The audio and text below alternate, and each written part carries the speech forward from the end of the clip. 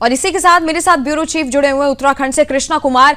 कृष्णा, 7 मार्च को गृह मंत्री अमित शाह हरिद्वार आ रहे हैं और जिस तरीके से बताया जा रहा है कि प्रमाण पत्र जो है 5 को दिया जाएगा, क्या ताजा जानकारी है इस पर?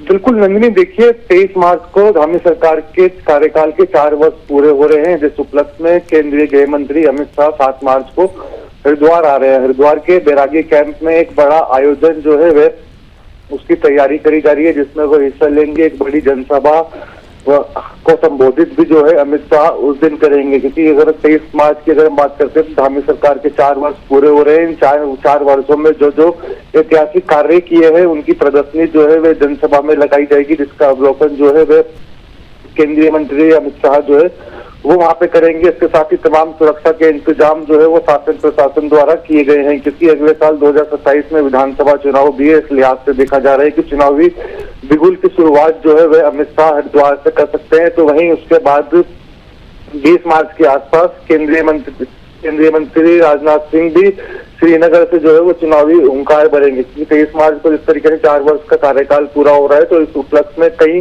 जगह पे राज्य में जो है वो बड़े बड़े कार्यक्रम रखे गए हैं, जहाँ पे मुख्यमंत्री और तमाम केंद्रीय मंत्री जो है उसमें भाग लेंगे। नंदिनी जी, हालांकि सुरक्षा व्यवस्था के लिहाज से अगर पूछूं कृष्णा, तो क्या क्या तैयारियां आप की जा रही हैं अमित शाह के आने के पहले?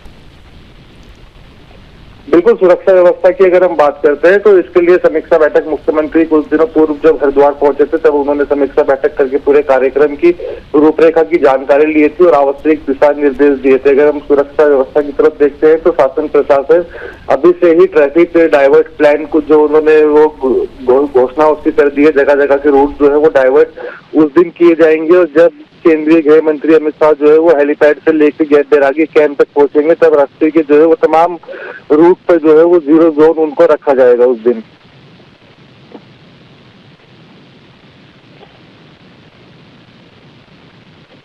धन्यवाद मेरे साथ पर अपनी जानकारी साझा करने के लिए। और